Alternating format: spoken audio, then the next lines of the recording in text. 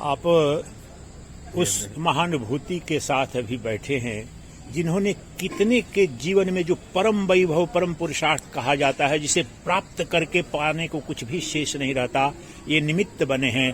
और इस जो सच्चिदानंद के जीवन में परम जो वैभव जुग जुग से प्रतीक्षा कर रहा था, उसके भी निमित्त बने थे। ये बालखंडी बाबा हैं, इनको सब जानते हैं। गुरुदेव के 30 साल अखंड सेवक रहे महाराज श्री के।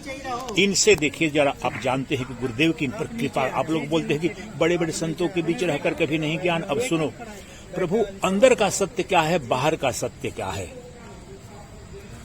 अंदर में कौन सा सत्य है हर शरीर के अंदर, और शरीर किस प्रकार का है, क्या शरीर में भी भेद है और आत्मा में भेद है, अभेद है, ये बताएं प्रभु। अभेद दर्शनम ज्ञानम, ज्ञान का मेन है अभेद। ज्ञान में कोई भेद नहीं से बना है। 5 भूत से ही सब शरीर का निर्माण हुआ। 84 लाख योनियां कोई भी शरीर हो। और आत्मा चेतन जो दृष्टा देख रहा है वो एक ही है, वो भी सब में एक ही है, उसमें भी 2 भेद नहीं है। यही अभेद दर्शन ज्ञान का मेन। पंचभूत वाला एक श्लोक बोला था, वो बोलिए जरा, याद करके आराम से कर लीजिए। याद अभी सबसे पहले इन्होंने बोला ना पंचभूत वाला। सर्वत्र पंच महाभूतानि षष्टम किंचिन्न विद्यते। जोर से बोलिए। सर्वत्र पंच महाभूतानि षष्टम किंचिन्न विद्यते। पाताले भूतले स्वर्गे रतिमेतत् को धीर दे। कहीं भी चले जाओ, 5 भूतों के अलावा छठा कोई कुछ नहीं। छठा जो है वो दृष्टा साक्षी चेत केवलो निर्गुणस्य एको देवा सर्वभूतेषु गूढ़ा। सर्वभूतों में बैठा एक ही देव है, दूसरा नहीं। बोलो, हिंदी में बोलो, इसी बात को बोलो। ये जो बोला ना, इसी को हिंदी में आम आदमी को समझाओ। हिंदी में बोल दिया आपने तो, श्रेष्ठ ज्ञान बोल दिया, इसको सरल करके बोलो इसी पर थोड़ा। वह जो एक साक्षी जो है, जो निर्मल है, नित्य निर्मल है, सबके अंदर जो बैठा हुआ है, उसमें भी भेद है नहीं। और बाहर का जो पंच तत्व है वो भी माया जनित है, उसमें भी भेद सबका वही है। अभेद है ना दोनों में। हाँ, क्योंकि जो अत्यंत मलिन जो है, शरीर कोयला के समान है। इसको कितना भी तुम धो मांझो ये शुद्ध नहीं हो सकता। अत्यंत मलिनो देही। हाँ। देह जो है अत्यंत मलिन है, बाहर से अंदर तक सब मल मूत मलोद्भूतो मल मान स्वयं वपु तेजेत चंडालवत। ये चंडाल के समान स्थूल शरीर है। और जो आत्मा है, चेतन है, जो देख रहा है समय बैठ के, वो दृष्टा साक्षी एको देवा सर्वभूतेषु। एक ही देव है जो सर्वभूत प्राणियों के अंदर बैठ के देख रहा है, सुन रहा है, समझ रहा है, सबका अनुभव कर रहा है, सुख दुख का। वो एक ही देव है, दूसरा नहीं है। जीव जो है अल्पज्ञ ईश्वर सर्वज्ञ। ईश्वर के ही बताने से जीव को पता लगता है, अपने आप जीव नहीं जान सकता। उनके माध्यम से, उन्हीं के बताए से गुरु महापुरुषों ने भी यही, महापुरुषों ने, संतों ने यही उपदेश ईश्वर का दिया हुआ। गीता, रामायण, भागवत, उपनिषद कहीं से भी बताया है, भगवान ही का ज्ञान सब दिया हुआ। सर्वत्र पंच महाभूतानि षष्ठम किंचिन्न विद्यते। पाताले भूतले स्वर्गे रतिमेतत् को दिए दी। छठा कुछ नहीं। ओम पूर्णमदः पूर्णमिदं पूर्णात् पूर्णमुदच्यते पूर्णस्य पूर्णमादाय पूर्णमेवावशिष्यते। ओम शांति शांति शांति। सब पूर्ण है, अपूर्ण कुछ नहीं है। वाह वाह, सब पूर्ण है। आप 30 वर्ष से ज्यादा उस परम ब्रह्म मूर्ति, तपोनिष्ठ मूर्ति की सेवा में रहे, उनके साथ आप जो इतना दिन रहे, तो कैसा आपको ऐसे जीवन में आपको लगा कि कोई पूर्व जन्म का कर्म होगा। गुरुदेव के बारे में आज जो उनका निर्वाण दिवस है प्रभु, 3 वर्ष हुए, आप कैसे, आपका जीवन उनके साथ तो एक एक क्षण का बीता था। वो जब शरीर उनका चला गया, उसके बाद आपके जीवन में स्वप्न में भी आते होंगे, मुझे भी परसों भी आए थे गुरुदेव। तो क्या गुरुदेव की ऊर्जा क्या बोलती है आपको? ऊर्जा थी, अद्भुत ऊर्जा थी उनके अंदर, शक्ति थी।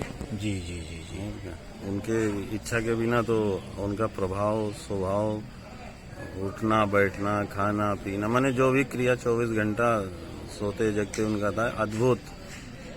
और तभी बिना अद्भुत के आकर्षण भी नहीं होता। आकर्षण तभी होगा जब अद्भुत होगा। आकर्षण विकर्षण दोनों भी उसके गुण से ही होते हैं, जीव के स्वभाव के।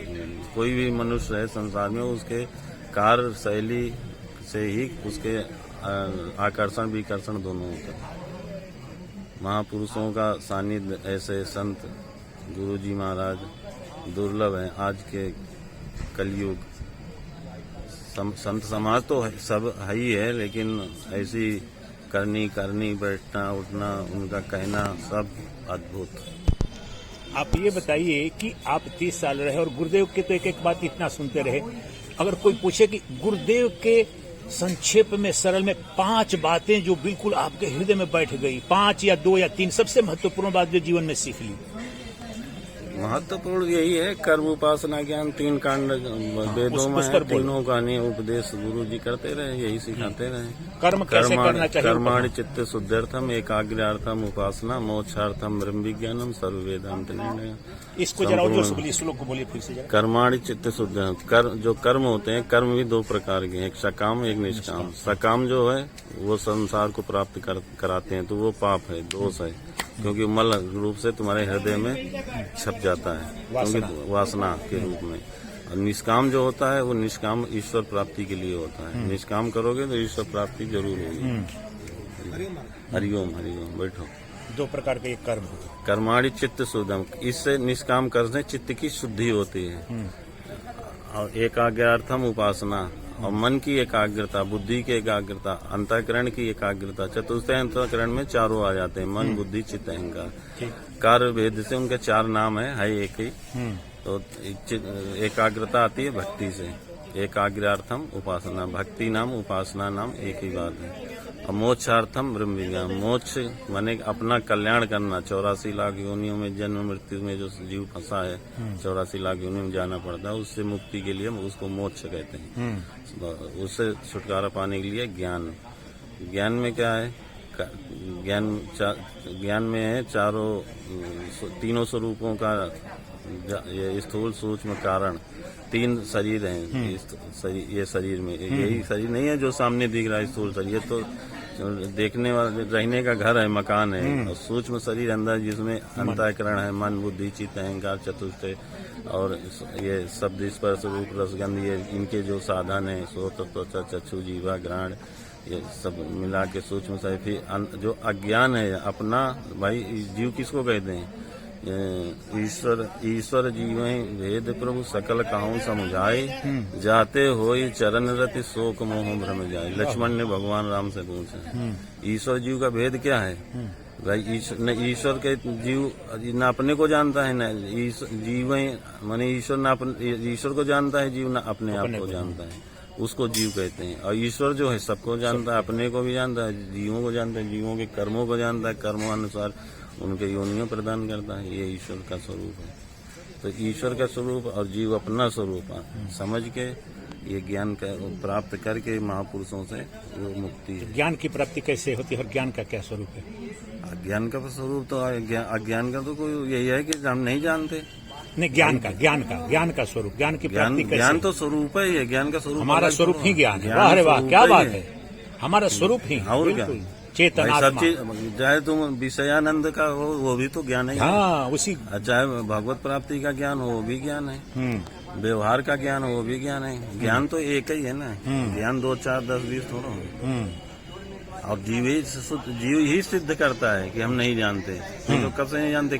अनादि सिद्ध करता है, कभी से नहीं जानते। तो अनादि जीव का ज्ञान है, लेकिन गुरु महापुरुष अनादि विद्या है, वो जीव के अंदर भरी ज्ञान होने से बाधित हो, ज्ञान से ही बाधित होती है। अज्ञान जैसे अंधकार का विरोधी प्रकाश है। हाँ, प्रकाश से ही अंधकार जाता है। उसका और कोई उपाय तो कितना भी भजन पूजन, हाथ जोड़ो, आरती करो, पूजा भक्ति करो, कर्म करो को नहीं जाएगा। आदि शंकर उसका केवल प्रकाश करना है। और वैसे अज्ञान है, अज्ञान अनादि है, उसको अगर ज्ञान से ही अज्ञान खत्म हो जाए। दृष्टांत है व्यवहार में, जैसे ऋषिकेश कोई नहीं आया तो उससे पूछो ऋषिकेश गए हो, जानते हो? नहीं, हम कभी नहीं गए, नहीं जानते। कब से नहीं जानते? अरे जब गए नहीं जानते नहीं कभी से, तो अनादि स्वयं सिद्ध करता है ना। ठीक। और कह दो भाई, या तो सुन के ज्ञान होता है, या प्रत्यक्ष ज्ञान, या शब्द ज्ञान। वेद शास्त्र जो है शब्द ज्ञान है, भगवान के उपदेश दिया वो शब्द ज्ञान है। और प्रत्यक्ष ज्ञान है तो प्रत्यक्ष तो भगवान सबको मिलेंगे नहीं, गुरु रूप से ही प्राप्त होंगे। आज के हर युग में, कलयुग हो, द्वापर है, त्रेता हो, सतयुग हो, चलो बंद करो। नारायण नारायण, जय हो जय।